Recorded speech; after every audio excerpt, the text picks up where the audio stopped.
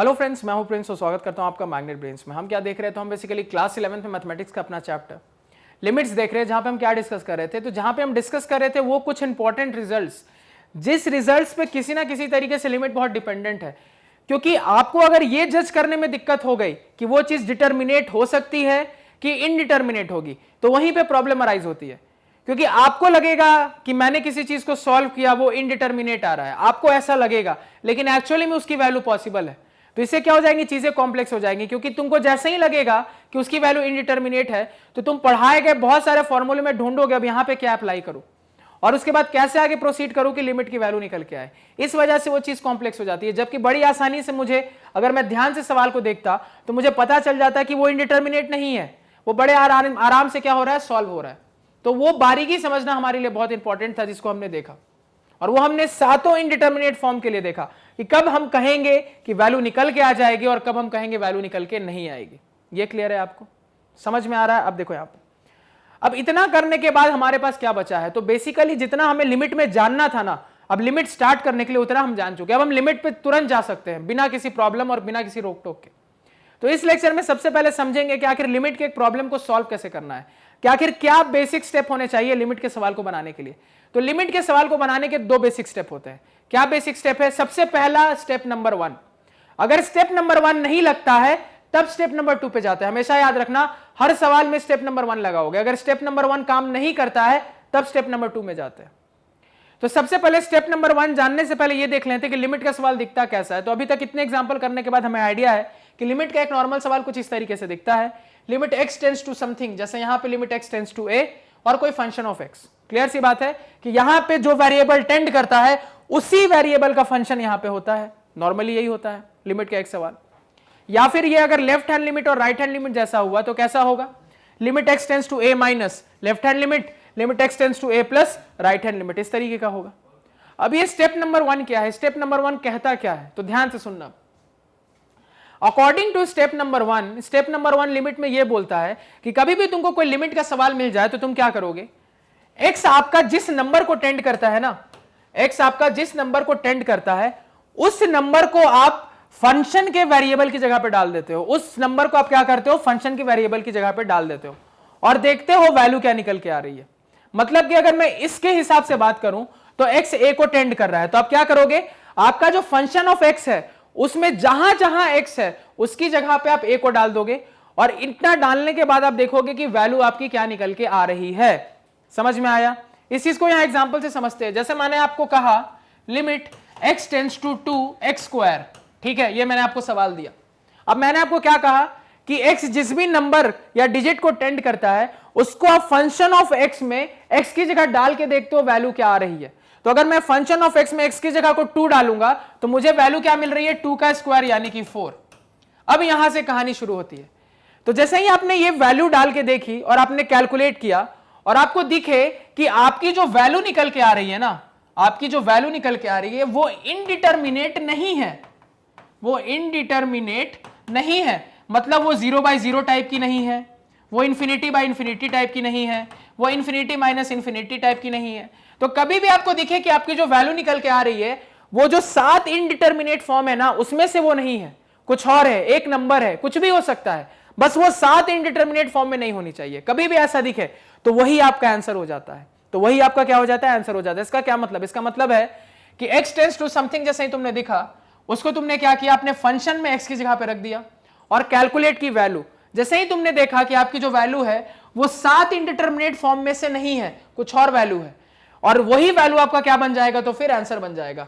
तो उस केस में आपका वही वैल्यू आंसर हो जाएगा। यानी कि अगर मैं इस सवाल के हिसाब से बात करता तो मेरा आंसर 4 आ रहा था।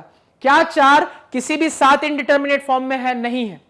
तो हमारा इस लिमिट की लिमिटिंग वैल्यू क्या हो जाएगी? इस फंक्शन का लिमिटिंग वैल्यू क्या हो जाएगा? तो हमारे इस सवाल के लिमिट का आंसर कितना हो जाएगा? 4 हो जाएगा। यही हमारा फाइनल आंसर होगा। That's it.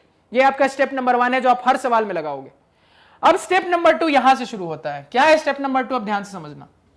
स्टेप नंबर 2 की कहानी तब शुरू होती है जब क्या होने लगे प्रॉब्लम। तो प्रॉब्लम ये होने लगे कि आपने x टेंड्स टू समथिंग था, उसको अपने फंक्शन ऑफ x में x की जगह डाला और आपकी वैल्यू इन 7 इनडिटर्मिनेट फॉर्म में कुछ आने लगे। इन 7 इनडिटर्मिनेट फॉर्म में कुछ आने लगे, मतलब इन 7 में से कोई एक टाइप का फॉर्म आपका बनने लगे, तो उस केस में फिर अलग अलग फॉर्म के लिए सॉल्व करने का अलग अलग प्रोसीजर होता है, उस प्रोसीजर के हिसाब से हम उनका लिमिट निकालते हैं। ये एक तरीका होता है, या फिर हम आगे जाके देखेंगे एल हॉस्पिटल रूल लगा के हम उसका लिमिट निकालते हैं। यानी जहां मुझे वैल्यू पुट करने के बाद दिखा कि वो इंडिटर्मिनेट फॉर्म बन रहा है, तुरंत हम क्या कर देते हैं, वहां पे अपने पढ़े हुए अलग अलग फॉर्म के लिए अलग अलग तरीके के कंसेप्ट अप्लाई करके उसके लिमिट की वैल्यू निकालते हैं। एग्जाम्पल के लिए लिमिट x टेंड्स टू 0, ठीक है, साइन x बाई x ये है। तो यहां पे मैं क्या देख रहा हूं, मैंने आपको सबसे पहले स्टेप 1 में क्या बोला जो हर सवाल में करोगे, x जिस नंबर को टेंड होता है उसको अपने फंक्शन की जगह डाल के देखते हो। तो x जिस नंबर को टेंड हो रहा है उसको मैं अपने फंक्शन की जगह डाल के देखूंगा तो मुझे दिखेगा साइन 0 डिवाइडेड बाई 0। साइन 0 कितना हो जाएगा, 0 डिवाइडेड बाई 0। तो मुझे क्या दिख रहा है, 0 बाई 0 क्या है, एक इनडिटर्मिनेट फॉर्म है, वो 7 फॉर्म में से एक है। तो मतलब यहां मुझे क्या करना पड़ेगा, कोई जनरल रूल होगा लिमिट का एक पर्टिकुलर 0 बाई 0 फॉर्म के लिए, उसको लगा के मुझे क्या करना पड़ेगा, अपना लिमिट सॉल्व करके कैलकुलेट करना पड़ेगा। इतना समझ में आया जो कहा? तो बस ये आपको 2 बेसिक स्टेप्स ध्यान में रखने हैं। अगर ये 2 बेसिक स्टेप्स ध्यान में रखोगे तो आपको प्रॉब्लम नहीं होगी, और 90% सवाल बस आपसे इसी से बनेंगे। मतलब स्टेप 1 लगा के देखोगे, जहां दिख रहा है स्टेप 1 में आंसर आ गया, काम हो गया। अगर लग रहा है कि स्टेप 1 में आंसर नहीं आया और वो 7 इंडिटर्मिनेट फॉर्म में से एक आ गया, तो तुरंत स्टेप 2 के लिए बढ़ जाओगे। और स्टेप 2 में क्या करते हैं, अब जो इंडिटर्मिनेट फॉर्म आया है उसके हिसाब से हम सॉल्व करेंगे। तो हर फॉर्म के लिए एक अलग तरीके का सॉल्व करने का कंसेप्ट होता है। ये क्लियर हुआ? अब देखो सिर्फ 10% आपको ऐसे सवाल मिलेंगे ना, जैसे कि मैंने आपको सिखाया था, जहां पे लिमिटिंग वैल्यू पे ना फंक्शन का बिहेवियर बदल सकता है, जैसे ग्रेटेस्ट इंटीजर टाइप का हो गया, मॉडुलस टाइप का हो गया। तो यहां पे क्या होता है, एक पर्टिकुलर इंटीजर से आगे या पीछे होने पे ना तुरंत आपके फंक्शन की वैल्यू बदल सकती है। तो ऐसे केसेस में जैसे मॉडुलस या ग्रेटेस्ट इंटीजर हो गया, वहां पे हमें लेफ्ट हैंड लिमिट और राइट हैंड लिमिट के कंसेप्ट से बनना पड़ेगा। यानी कि हम सबसे पहले लेफ्ट हैंड लिमिट निकाल के देखेंगे और राइट हैंड लिमिट निकाल के देखेंगे कि वैल्यू आ भी रही है कि नहीं, वैल्यू एग्जिस्ट कर रही है कि नहीं। और अगर वैल्यू एग्जिस्ट कर रही हो तो उसके बाद देखेंगे दोनों वैल्यू बराबर आ रही है कि नहीं। बराबर आ गई तब हम फिर कह सकते हैं कि मेरे लिमिट की वैल्यू वही होगी जो लेफ्ट हैंड या राइट हैंड की है। अगर बराबर नहीं आएगी तो हम क्या लिखेंगे कि उस पर्टिकुलर फंक्शन के लिए उस पर्टिकुलर पॉइंट पे लिमिट पॉसिबल नहीं है, लिमिट डज नॉट एग्जिस्ट। या फिर क्या हो जाए, लेफ्ट हैंड लिमिट निकल के ना आ पाए या राइट हैंड लिमिट निकल के ना आ पाए, तो उस केस में भी यही कहेंगे कि हमारा लिमिट एग्जिस्ट नहीं करता है। समझ में आया जितने पॉइंटें बोली? तो अगर मैं समराइज कर दूं हर पॉइंट को, तो हमारा ये पॉइंट कहता है लिमिट का सवाल देखो, देखो x टेंड्स टू क्या है, उसको अपने फंक्शन ऑफ x की जगह में x की जगह पे डाल के देखो और देखो क्या वैल्यू आ रही है। अगर वो वैल्यू 7 इंडिटर्मिनेट फॉर्म में से नहीं है तो वही आपका आंसर हो जाएगा लिमिट का, और अगर वो 7 इंडिटर्मिनेट फॉर्म में से है तो हर फॉर्म के लिए एक अलग तरीका होता है लिमिट बनाने का, वो तरीके से उस क्वेश्चन को हम क्या करेंगे, सॉल्व करेंगे। समझ में आया? और सिर्फ 90% सवाल आपको मिलेंगे जो कि इसी 2 पॉइंट पे बेस्ड होंगे। सिर्फ 10% ऐसे सवाल होंगे जहां पे आपको यह दिखेगा कि जहां पे एक्सटेंड कर रहा है ना, उस नंबर के आगे और पीछे जाने पे फंक्शन का बिहेवियर थोड़ा अलग हो सकता है, जैसे मॉडुलस हो गया, जैसे ग्रेटेस्ट इंटीजर हो गया। तो इस टाइप के फंक्शन के लिए आपको लेफ्ट हैंड लिमिट या राइट हैंड लिमिट की बात करनी पड़ेगी और उसके बाद आप लिमिट की बात कर सकते हो। या आपको कुछ सवाल ऐसे भी मिल सकते हैं, कुछ 2% 3% सवाल, जहां पे सीधे सवाल आपसे लेफ्ट हैंड लिमिट पूछेगा या सीधे क्या पूछेगा, आपसे राइट हैंड लिमिट पूछेगा। ये समझ में आया? यहां पे किसी को कोई दिक्कत, कोई समस्या नहीं होनी चाहिए। अब देखो लिमिट में इतना जब हम कर लेंगे और एल हॉस्पिटल कर लेंगे ना, उसके बाद हम सैंडविच थ्योरम भी देखेंगे क्या होती है, और हम ये भी देखेंगे कि इंटीग्रेशन अगर लिमिट के अंदर आ जाए तो कैसे सॉल्व करेंगे। क्लियर हो गई? जितनी चीजें बोली समझ में आई?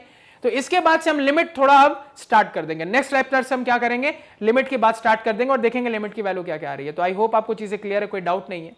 अगर लग रहा है कभी कुछ क्लियर नहीं हुआ या कोई प्रॉब्लम अराइज हो रहा है तो आप कमेंट सेक्शन में उस चीज को जरूर बताएं। इसके अलावा आज के पढ़ाए हुए नोट्स आप हमारे ऑफिशियल वेबसाइट magnetbase.com से डाउनलोड कर सकते हैं, जिसका लिंक वीडियो के डिस्क्रिप्शन में। magnetbase.com पे आपको क्लास 4 से लेकर 12 तक सारे सब्जेक्ट्स और कोर्सेज मिल जाते हैं, सिस्टमैटिक ऑर्डर में अरेंज्ड, और वो भी free of cost. So please do visit a site. Thank you.